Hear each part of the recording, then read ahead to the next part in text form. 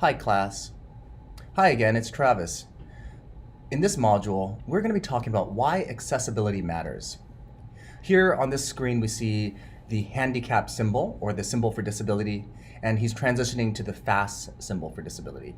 And just as wheelchair use and mobility issues are a spectrum disorder, we are looking at accessibility as a spectrum as well. On this slide, we see two examples of staircases. We see the staircase on the right, which is where I see so many of our websites and documents, which is we build out a staircase, we build out a website, and then at a later point we're told that we have to have accessibility, or we have to make our content accessible to people with disabilities, and we'll just kind of slap on some accessibility features at the last minute. And oftentimes those accessibility features are not necessarily very useful to people with disabilities, just like the staircase is practically dangerous for people in a wheelchair. On the other side, we have a design space where an architect had put forethought and accessible design into this particular space.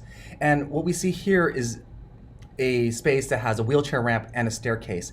And it shows that you could be accessible and elegant and beautiful at the same time when you produce and when you design a space with accessibility in mind from the very beginning. And that's where we really should be. We should be thinking about, from the ground up, how do we build accessibility into our spaces, into our documents, and into our websites, versus kind of slapping it on haphazardly at the very end. Here we see a group of pictures. These are all famous people, and it may surprise you that each of them has a disability. For starting at the upper left corner, we see Frida Kahlo, who was a famous Mexican artist born at the turn of the century during the Mexican Revolution. And she was someone who contracted polio at a very young age. She walked with a limp her entire life, and she was also in a trolley car accident where a handrail speared her abdomen. It was in the hospital that she learned to paint in a full body cast. Next, we have our founding father, George Washington, and our first president as well. Based on his writings, we believe that he also had dyslexia and something called dysgraphia, which impacted his ability to read and write. But nonetheless, he was a dynamic leader for this country. Next, we see Tom Cruise, one of our favorite actors in this country. He also, like George Washington, had dyslexia. He talks about in his memoirs being completely or practically illiterate in high school and learning how to read to try to get more roles in Hollywood. He knew that his ability to read was directly linked to his success in Hollywood. Next, we see FDR, Franklin Delano Roosevelt, who was also the longest serving president in this country. He also had a physical disability, had a mobility issue. He, like Frida Kahlo, contracted polio at a young age. It was relatively common during that era. And he also contracted a spinal disorder during his presidency that left him unable to control his bladder and bowels. And for that matter, he spent most of his presidency in a wheelchair. On the bottom left, we see Michael Phelps, the most decorated Olympian of all time. He also had ADHD. He recounts his experience in school and a first grade teacher coming into his classroom and saying that he got to take his Ritalin. He was completely embarrassed by that. And his second grade teacher telling his mom and him that he would never amount to anything because he could not sit still and focus. Next, we have Stephen Hawking, one of the most celebrated cosmologists of our generation, who contracted ALS at the age of, in his early 20s, and he was only given a few more years to live. He ended up living a long life. He used assistive technology designed by Intel, which tracked his cheek movements. He was able to give interviews and write dissertations using assistive technology and the help of some graduate students. Next, we have Stevie Wonder, who is one of the most celebrated musicians of the 20th century, who was blind. At birth, he was premature, and he was put into an incubator in an oxygen-rich environment. And in that environment, his retinas detached, leaving him blind from day one. It shows that sometimes the treatments for disability can be just as harmful as the symptoms. But at 11 years of age, he was able to sign his first record deal. He also won a Grammy and an Oscar award for some of the music he's created. And lastly, we have a somewhat controversial person in terms of disability is Leonardo da Vinci, the Renaissance man himself. He, based on his writings, and a number of scholars, even here at UCLA, are saying that most likely he suffered from dyslexia based on his writing. And his mirror writing was not necessarily a code, but just a more natural way of writing for him. And it also would explain that how his ability to have deep spatial reasoning, which is one of the hallmarks of dyslexia. All right, so so these people are all individuals who had disabilities who are also able to achieve greatness. And that is where we want our people with, our students here at UCLA who have disabilities to be able to achieve their potential, just as these people did. A lot of these individuals, they overcame their disabilities by money or by special education or just by being dynamic people themselves. But the reality of the situation in this country is much different for a majority of people with disabilities. Here on this page, we see some of the issues that are facing the disabled community in America. It's like a vicious cycle of disability and poverty. Here we see poverty is at 29% for people with disabilities.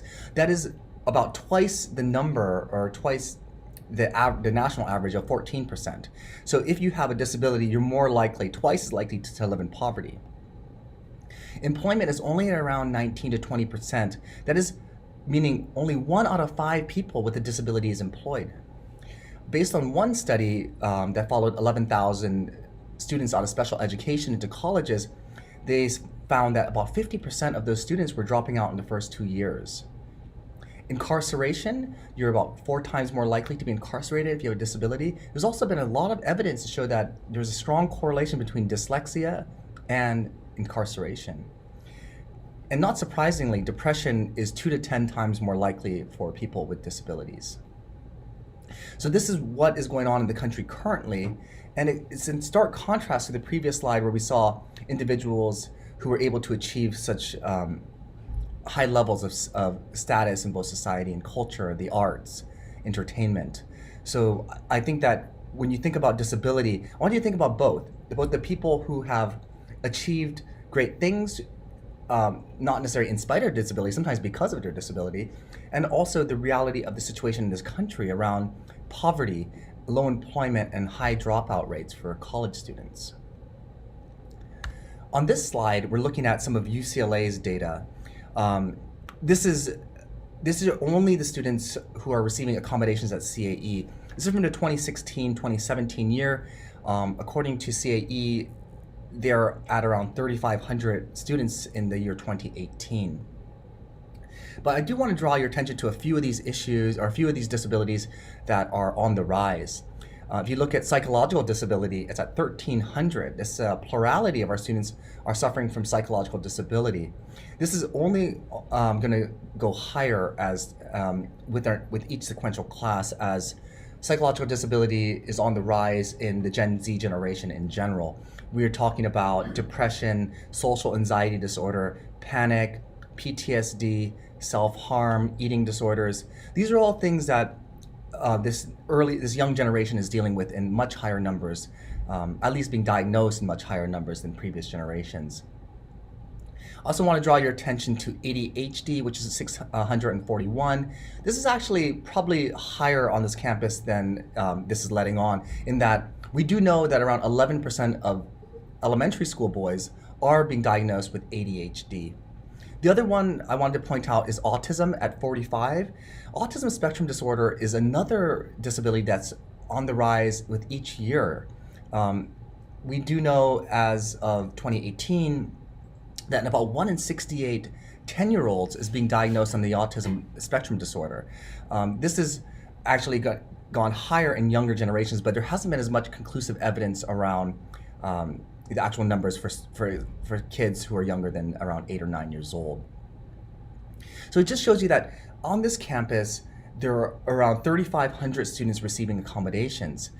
But based on exit data, not exit poll data, but actual survey data done by UCOP, University of California Office of the President, Around 16%, or 7,000 students at UCLA do have a disability or declaring a disability. About half of those students, as you can see here, are receiving accommodations. All right, so I want you to think about when you design and develop, I don't want you to think of disabilities or students with disabilities or people with disabilities as a small group or something special that needs to be, that you need to put, you're putting effort in to service a small number of people. We're actually servicing a large contingent of the student population as well as the faculty and staff population here at UCLA. So I hope these numbers gave you a little bit of insight into why disability and accessibility is so important at UCLA and in the country at large.